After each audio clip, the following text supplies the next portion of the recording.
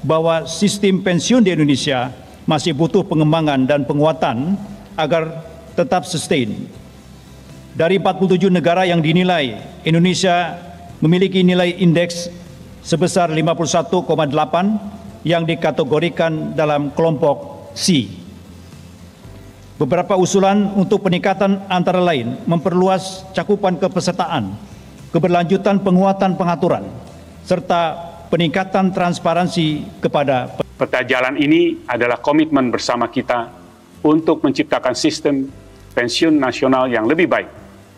Saya berharap dan percaya seluruh pemangku kepentingan yang terkait akan memberikan dukungan terbaiknya, sehingga implementasi kebijakan berjalan dengan tepat, baik, dan berkontribusi mendukung kesejahteraan masyarakat. Sahabat pembelajar, berjumpa kembali bersama Imade Sidiasa Belajar Jadi Guru dalam celotehan. Celoteh kita hari ini, kita akan membahas tentang pentingnya persiapan dana pensiun di Indonesia dan tantangan yang dihadapi dalam industri dana pensiun. Di tengah harapan pensiunan untuk menjalani kehidupan mandiri tanpa bergantung pada orang lain, kenyataannya banyak pensiunan masih mengalami kesulitan. OJK meluncurkan peta jalan untuk pengembangan dan penguatan dana pensiun, dengan fokus pada dukungan terhadap masyarakat dan perlunya kolaborasi antara berbagai pemangku kepentingan. Harapannya, peta jalan ini dapat menciptakan dana pensiun yang kuat dan berkelanjutan demi masa depan pensiun yang lebih baik. Nah, seperti apa beritanya? Mari kita simak bersama. Namun sebelumnya, bagi sahabat pembelajar yang belum subscribe, silahkan subscribe, like, komen, dan share channel ini untuk mendapatkan celotehan terupdate.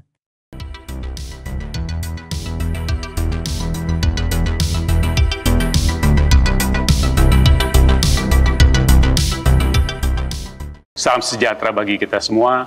Om Swastiastu, Namo Buddhaya, salam kebajikan.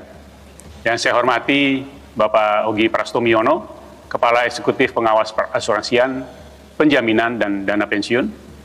Bapak dan Ibu pimpinan Asosiasi Industri Dana Pensiun, Bapak dan Ibu pimpinan perusahaan-perusahaan dana pensiun, perwakilan dari kementerian, lembaga, dan lembaga internasional yang hadir, Bapak dan Ibu narasumber, Bapak dan Ibu perwakilan dari media, dan seluruh hadirin yang berbahagia.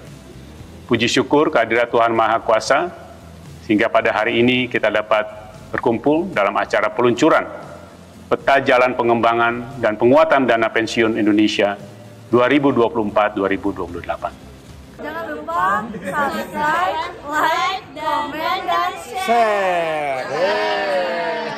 Peta jalan ini merupakan arah kebijakan bagi industri dana pensiun yang dapat menjadi acuan bagi seluruh stakeholders terkait dan merupakan roadmap yang ke-9 yang telah diluncurkan oleh OJK pada periode Dewan Komisioner saat ini. Di tengah perekonomian dunia yang cenderung mengalami stagnasi dan ketidakpastian akibat ketegangan geopolitik dan perang dagang yang meningkat, maka seiring juga dengan transisi pemerintahan di Indonesia, kita melihat bahwa perekonomian Indonesia tetap tumbuh dengan positif dan menggembirakan. Dan tentu saja hal itu kita pakai sebagai momentum untuk mendorong seluruh sektor di bidang jasa keuangan, termasuk yang penting adalah pada sektor dana pensiun di Indonesia. Sebagai negara dengan populasi keempat terbesar di dunia, Indonesia memiliki potensi yang sangat besar dalam perkembangan industri dana pensiun ke depan. Industri ini mencatatkan pertumbuhan aset sebesar 8,74% pada April 2024 dibandingkan tahun sebelumnya, mencapai 1.432,7 triliun. Selanjutnya juga BPS pada Februari 2024 menyampaikan bahwa proporsi tenaga kerja Indonesia, baik formal dan informal, sebesar 142,18 juta orang dengan total 58 juta pekerja formal dan 84 juta merupakan pekerja informal. Melalui arah kebijakan, pengembangan, dan penguatan dana pensiun ini, diharapkan industri dana pensiun akan menjadi lebih sehat, efisien, berintegritas, dan memperkuat pelindungan konsumen dan masyarakat dalam mendukung pertumbuhan ekonomi nasional. Pada 18 sampai 20 November 2024 yang akan datang, OJK akan menjadi tuan rumah pertemuan tahunan Annual General Meeting the International Organization of Pension Supervisors, IOPS, serta OECD Global Forum on Private Pension. Dan saya berharap industri dana pensiun di Indonesia dapat berpartisipasi untuk belajar best practices dan pengalaman dari negara lain, tapi juga sebaliknya Indonesia dapat membagikan pengalamannya kepada peserta dari negara-negara lainnya.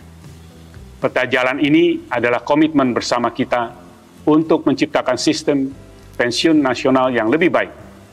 Saya berharap dan percaya seluruh pemangku kepentingan yang terkait akan memberikan dukungan terbaiknya, sehingga implementasi kebijakan berjalan dengan tepat, baik, dan berkontribusi mendukung kesejahteraan masyarakat Indonesia.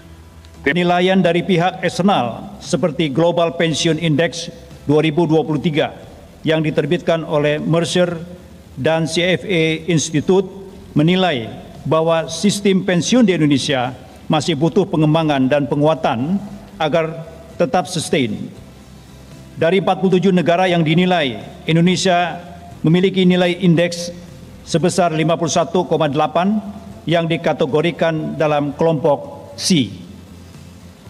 Beberapa usulan untuk peningkatan antara lain memperluas cakupan kepesertaan, keberlanjutan penguatan pengaturan, serta peningkatan transparansi kepada peserta. Bapak Ibu hadirin yang kami hormati, secara global setidaknya terdapat 3 isu pengembangan dana pensiun yang perlu mendapatkan perhatian kita bersama. Pertama adalah mengenai digitalisasi di sektor dana pensiun. Beberapa penelitian baik dari OECD maupun IOPS menunjukkan adanya pengembangan yang cukup masif terkait dengan pemanfaatan teknologi dalam menciptakan individual pension dashboards.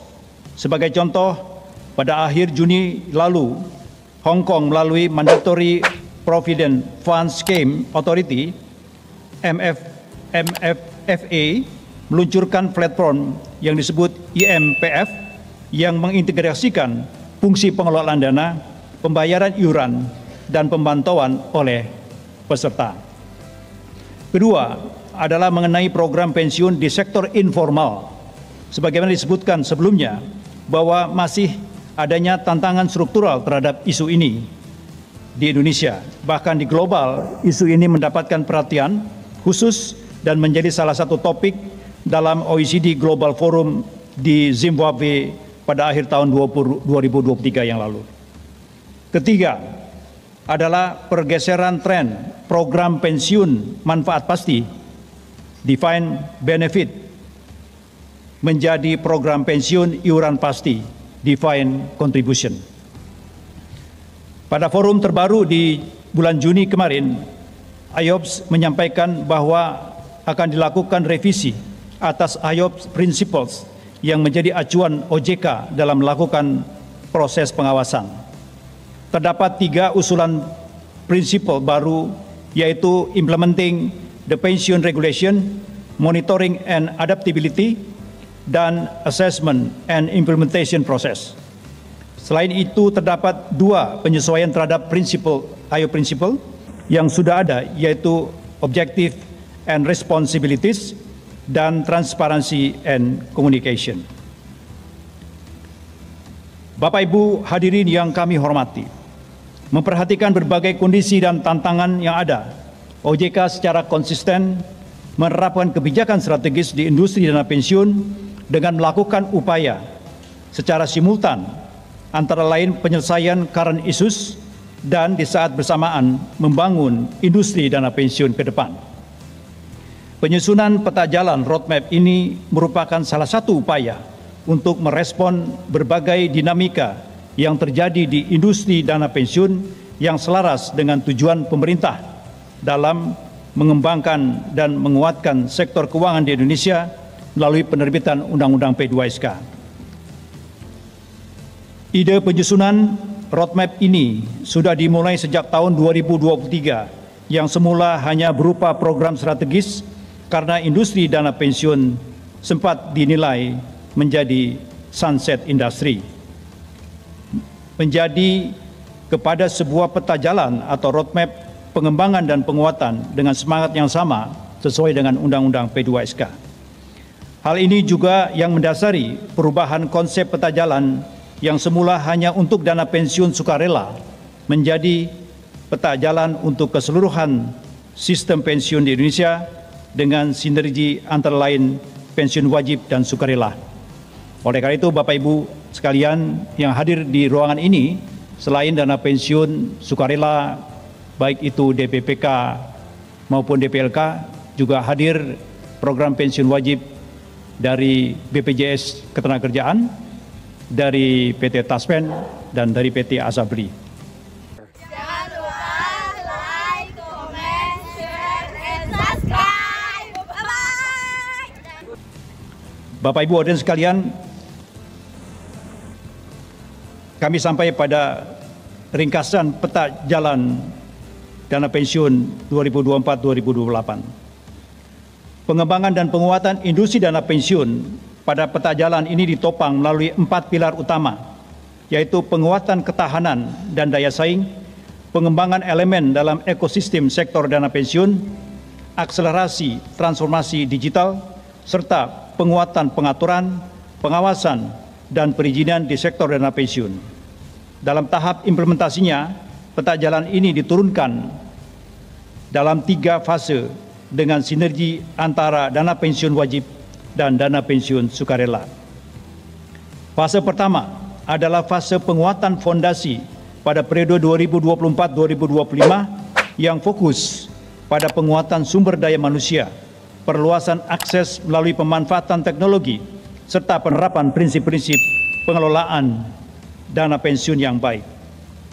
Fase kedua adalah fase konsolidasi dan menciptakan momentum pada periode 2026-2027 yang fokus pada konsolidasi penyelenggaraan program pensiun sukarela, penerapan investasi berdasarkan profil risiko peserta, serta pembangunan sistem terintegrasi mengenai kepesertaan pensiun nasional. Fase terakhir, yaitu end state di tahun 2028, adalah fase penyesuaian dan pertumbuhan, di mana harapannya telah terbentuk ekosistem dana pensiun nasional yang lebih baik dengan adanya peningkatan replacement ratio, peningkatan kepesertaan sektor informal, serta tercapainya target densitas dana pensiun.